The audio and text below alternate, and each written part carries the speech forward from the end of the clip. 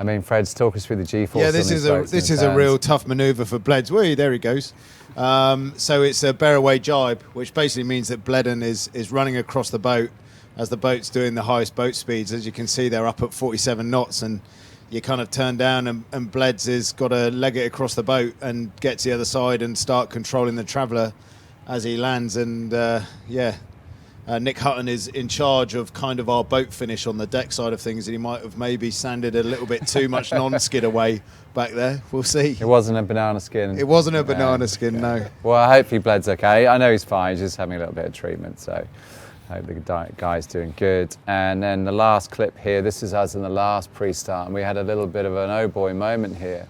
A lot of people at home be wondering what's happening. I mean, Britta, what can cause things like this? It's not as simple this as was it a seems, is shame. it? We were obviously heads down, but the boys at the back told us afterwards we were in a good position. They were like really early, so we were in a good position to push. And then just as the board came out, I think it had a bit too much suction on it, and then that caused the big heel moment there. Yeah. Things change so fast on this boat. It's hard to react that quickly, and everything's got to go perfectly. And but I thought they were so early that we came out of it closer than I thought. Actually, we were only 2 seconds late for the start, right? So yeah, that's right. Yeah, and you did see that. Just in it. Ben got a little bit pinned on the leeward side by the mainsail there, didn't he? But he's okay too, isn't he? The balancing act and the margin for error, as Chris said, we call those a two-board roundup, and you see them a lot in the leeward marks in the breeze, and you see them a lot in the pre-starts. It's quite a nice way of controlling your turn back up. But the balancing act between the two foils, the rudder and the main sheet load, is so hard to get right. The communication has to be so hard to get right, and maybe just something got a little bit out of whack there. You can watch the video all day, but you actually don't see what went wrong in the video. It'll be about going into the flap angles, going into the main sheet loads, and just splicing together those 3 seconds, and then for sure that'll be something that we're out working on before the next race. So all that data is actually coming off the boat. We can review it afterwards now. Exactly. Yeah. Exactly. And we pull that move off quite a bit. But like I said, it's like we're literally talking a degree here or there on the flap angle. We're talking 500 kilos here or there on main sheet load. That can make all the difference between nailing it or seeing what we saw there. Yeah, there's still a lot of learning to be done, isn't there? I mean, we're sort of at the business end, but it's still, we haven't sailed the boats that much, we haven't raced them that much. Is that how it feels sometimes when these things happen? Yeah, definitely. There's so much to learn, and there's so much you can adjust on the boards alone. So, yeah, steep learning curve, but we're just going to go out and work on everything, get better every day, I think, and hopefully come away with a few wins. Yep. Soon, okay. Yeah. Well, no more racing for the next 2 days. Actually, we've just had a COVID alert here. There's some sort of lockdown for the next 3 days, we know. We're not too sure how that's going to impact racing. We're supposed to race on Wednesday.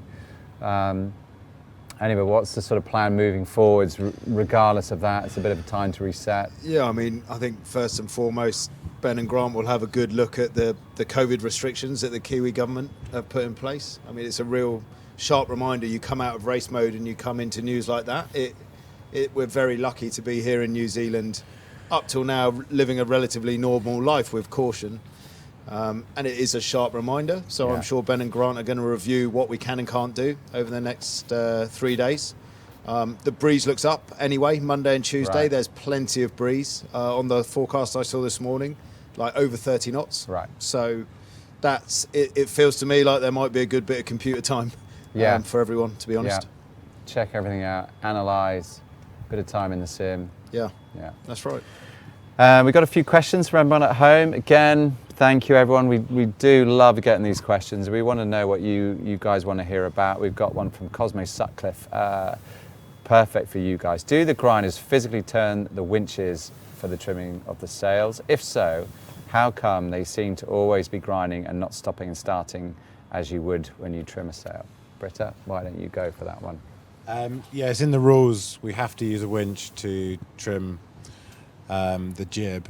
So, yeah, I think PRADA had an issue with that. They were doing some system we weren't sure about, but they had to. They had to convert to, trimming like a traditional boat, trimming by using the winch. We've got clutches on these boats because we're always grinding forwards, so we can clutch in and out of the pumps and the winch. So that's how the trimmers, we just keep spinning, and the trimmers choose when to drop us in, and they'll just drop us in willy-nilly to trim the jib. Okay. I think they'd be a bit offended if you said willy-nilly, mate. I'm sure it's a very skilled thing that they do. There's a bit of a process to it. But what are you grinding the rest of the time? Just oil, yeah. Just oil. So you're accumulating. We have it's like a battery, a hydraulic battery, basically. You're powering up the hydraulic accumulator. And it's everything above the water. Yeah. So either directly or from the accumulator, And the mainsail's not on the winch, is it? The mainsail's not on the winch. Okay. Yeah. No. So the jib's old school, on a winch with rope, but everything else is all hydraulic. That's right. Okay, good question, Cosmo. Simon Harby, the sailors are under a lot of pressure. How do they manage their nerves? Freddie, it's a good question that. I like it. Yeah, that is a good question. Do you know, for us, for the what I would say is the 6 guys at the front of the boat, so the 4 main grinders and the 2 trimmers, we feel well drilled enough that, do you know, a race day is actually easier than a practice day. I don't know what you think, Chris, but you kind of go out, you do a couple of practice pre-starts, we map the course for Giles and Ben to dial into the shifts, and you're almost not racing another boat. For us, we're not racing another boat. We are just nailing our manoeuvres, making sure everything on the boat handling side and the speed loop is perfect to help the trimmers and Bledden. And I think the afterguard shoulder a lot of the responsibility. They are obviously massively dialed in to the other boats. So for the front 6, I think we just kind of have to get your head down and be 10 out of 10 every day, no mistakes. And the afterguard, it's a very different setup. But the general vibe in the team, we've got a lot of experienced guys here, a lot of guys who have done a lot of big races. So it's nerves aren't a thing, and we kind of self-coach ourselves, and it's a good vibe, you know. Even here we are, we didn't want to be in this position, but there's still a good vibe, so there's no panic buttons, that's for sure. Yeah, and why don't you tell everyone, just before you leave the base to get out to the boat, there's a bit of music in the gym, isn't there? Get everyone pumped up. It's good. We have a nice morning routine. Music plays a big part of it, and there's a sort of a good few patriotic lads in the team, so the last song we play before we walk out is Jerusalem. Which is cool. That actually, and that makes a switch in my day, that I've gone from my preparation. You sit down. I sit there with Matty Gottrell every day, listen to Jerusalem, and then you know that's go time. That's when you leave everything in the shed, and you're on the boat, and it's quite a nice mental switch for me. That. Yeah, and Chris, how about that moment for you guys when you're out in the water and the chase boat pushes off for the last time? No more comms with them. It's just the 11 of you on the boat then. It's just the team. You've got to go out there and do it. How does that feel? Yeah, I'd say for me, I do get some nerves, but once you're into it, it's like when we do our testing here, you know, everyone I think gets a bit nervous, but once you're in it, and you've got so much to concentrate on, and you know it's going to hurt for 25 minutes, but you know, it's our job.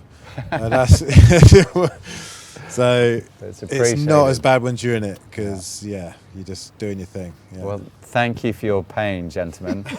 It is really appreciated. Nathan Baker, are there any innovations from this cycle of the Cup that you think will make a real difference to the cruising yachts of the future? Do you know, I think there are. You only have to look at America's Cup team out the last cycle, Artemis, and they're now set up Artemis Technologies, and they're taking all of this foiling technology to ferries, and stuff like that. And the way that the world is waking up to green technology, you look at hydrofoiling, can be a huge energy saver in the marine industry. So I hope that globally moves through. Other stuff, not really sure, to be honest, in terms of as Chris alluded to, with the clutches and the drivetrain thing, is something we're very proud of within this team, but we plan on keeping all that secret for quite a bit longer. Yeah, so we should, because you never know. Hopefully we keep on carrying on into the future. Right, let's have a little look at the racing going forward. So as we said, we're due to be racing on Wednesday. 4:15 race 1. and 5:15 for the second one. But as we said, we'll have to see how it unfolds. We've got a lot of wind coming in the week. There's a sort of a mini cyclone headed this way. Different forecasts have it, various different conditions on Wednesday, but some of the models are looking really windy. Plus, we do have this lockdown situation going on now, so we'll just have to see. We'll stay on our feet. Certainly the guys deserve a well-earned break. The results haven't been great, but I know they've been giving it everything, especially our two grinders here. Gentlemen, thank you for joining me. It's always a pleasure to have you guys here. Hopefully next time it's after we've got a couple of bullets. I know they're coming. I know the team are feeling very resolute, and we'll keep on pushing for Great Britain here. Thank you everyone at home for tuning in, and we will see you next time.